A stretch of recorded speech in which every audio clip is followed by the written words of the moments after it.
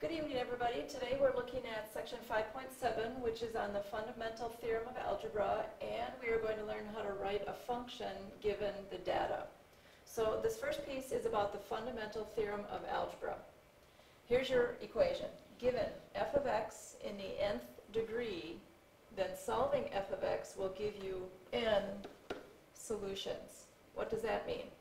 Well, that means if I have an equation like this one, x to the third plus 5x squared plus 4x plus 20, this equation is in the third degree, then I will get 3 solutions. Make sense? Third degree, 3 solutions. So this next one, if our equation f of x equals x to the fourth plus x squared minus 2x plus 1, this one is in the fourth degree. You always take the highest degree that you see in the equation. If this is in the fourth degree, that means I have 4 solutions. Pretty simple, right? Highest degree tells you how many solutions you need to look for in an equation. So this next part is about how do you write an equation if they actually give you the solutions. So we're going to go backwards. We're going to start with the solutions, go backwards, and try to write an equation. Well, the hard part is that they're going to give you solutions that aren't just normal, nice little numbers. They're going to give you numbers that could be complex. They could also give you numbers that are irrational. Complex, remember, means you've got an I term, and then irrational means that you've got a radical term.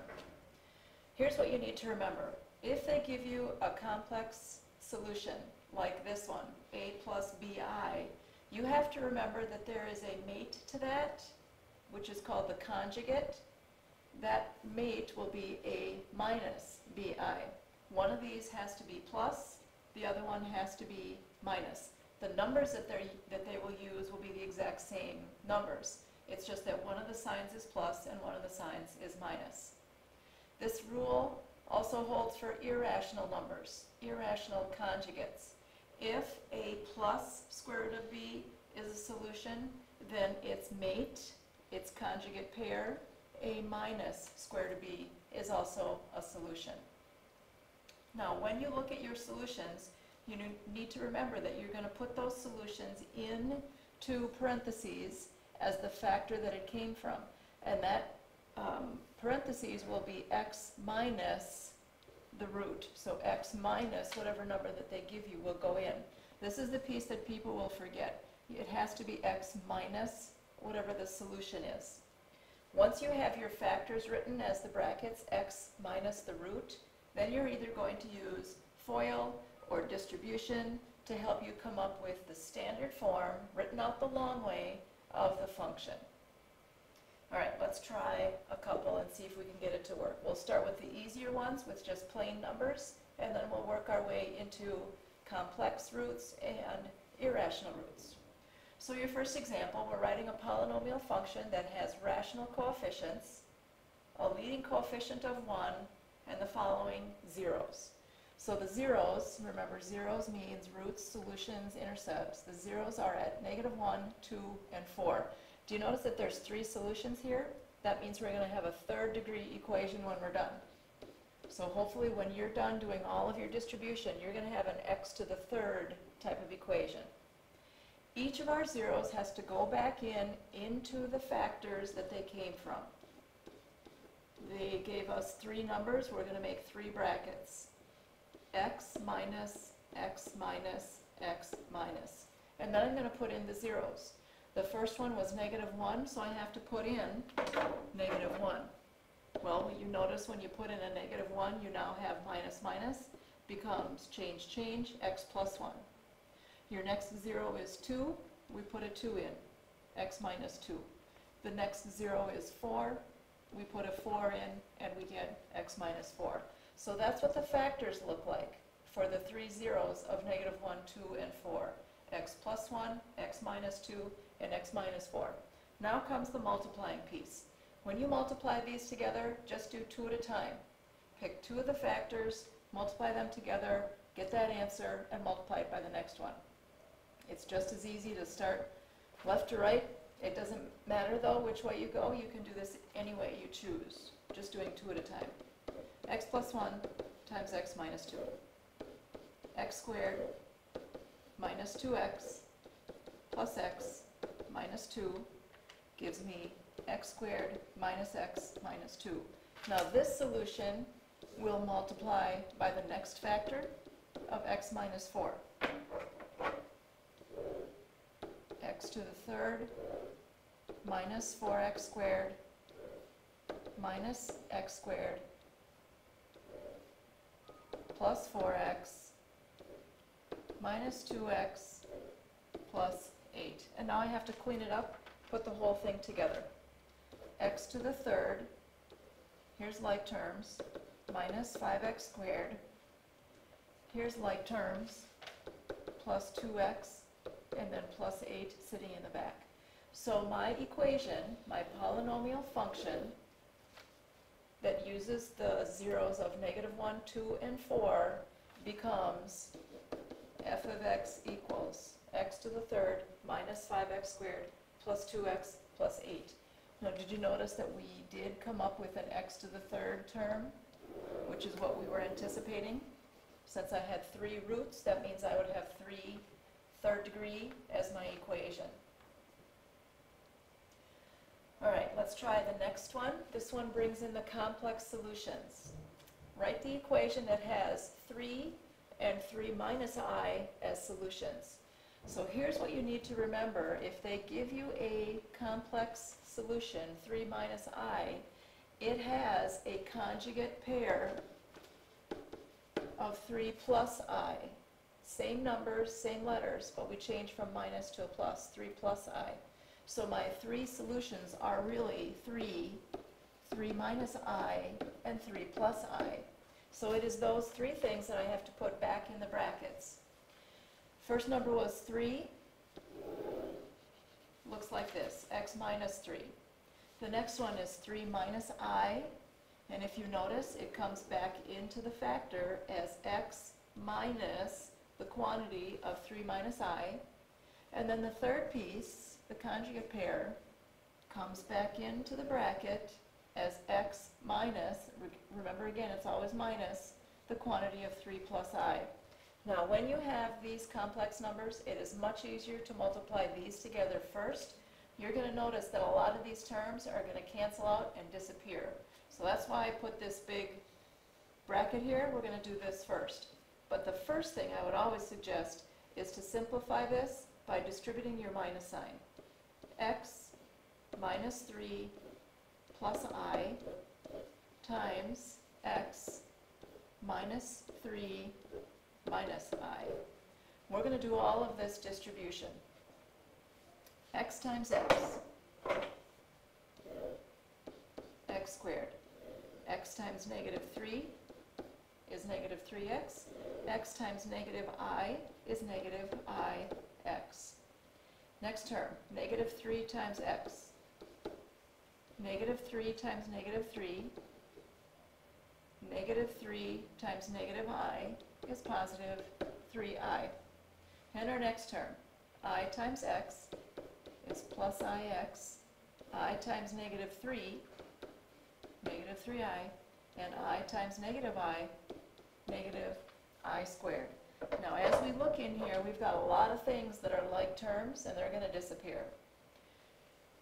-ix and positive ix disappear. Positive 3I, -3I disappear. That leaves me with x squared. Here's -3x and another -3x. That's -6x. Here's 9, and then this way back here. What's the value of I squared again? -1. What's the negative of -1? Plus plus. This is really plus 1. So I've got 9 plus 1, 10. So this is the FOIL distribution for all of this stuff. Now I can take all of this and multiply it by the one factor that's left, which is x minus 3. All right, here we go. X squared times x, x to the third. X squared times -3, -3x squared. -6x times x, -6x times -3, positive 18x. 10 times x, 10x, and 10 times negative 3 is negative 30. All right, now let's clean this whole thing up. We've got x to the third. Done. Negative 3x squared minus 6x squared, negative 9x squared. Done. 18x plus 10x plus 28x. Done. Minus 30. Here's my function, written out the long way. Third degree, I have three solutions, so it's third degree, x to the third minus 9x squared plus 28x minus 30.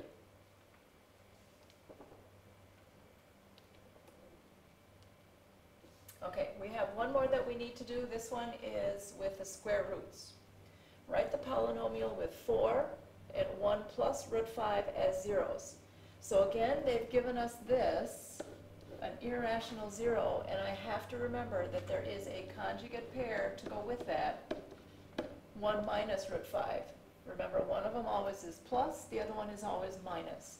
So again, I've got three solutions. I've got 4, 1 plus root 5, 1 minus root 5. So I need to put all of these in as brackets. The 4 goes in as x minus 4. 1 plus root 5 goes in as x minus the quantity of 1 plus root 5. And then the third solution goes in as x minus, parenthesis, 1 minus root 5. Now again, the first thing you want to do is distribution of these inside brackets, and we're going to do the great big huge FOIL on this first. X minus 1 minus root 5, x minus 1 plus root 5. This is what we're going to do first, and remember, a lot of this is going to disappear after we do our big FOIL, and we'll be left with something much, much smaller. X times x, x squared. X times negative 1, x times root 5 is just that, plus root 5x. Next term, negative 1 times x, negative x, negative 1 times negative 1, negative 1 times the square root of 5, negative root 5. And last, we have negative root 5 times x,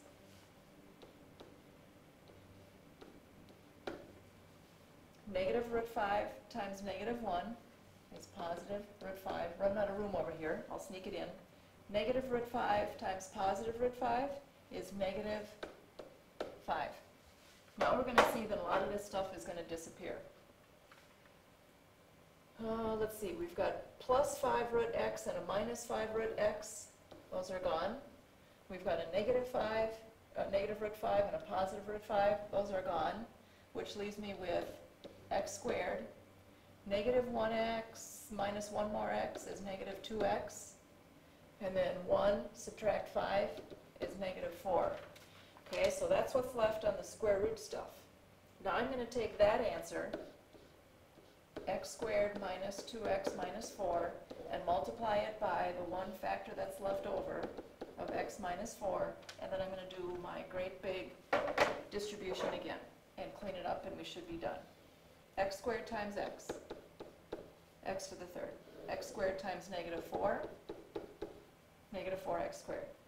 Negative 2x times x, negative 2x squared. Negative 2x times negative 4, positive 8x. Negative 4 times x, negative 4x, and negative 4 times negative 4, positive 16. Now we just look for our like terms and we should be good to go. Our function, written out in standard form, f of x equals x to the third, done. Negative 4x minus 2x, the squares, will be negative 6x squared, done, done. 8x subtract 4x is plus 4x, done, done, and plus 16. There is our standard form function using the roots with the square roots in them. F of x equals x to the third minus 6x squared plus 4x plus 16. Now the last question we're going to do in class, this this is number 29. We're going to do this one together. This one actually has 4 zeros. So we'll put this one together in class. Okay, so there's the end of your section 5.7.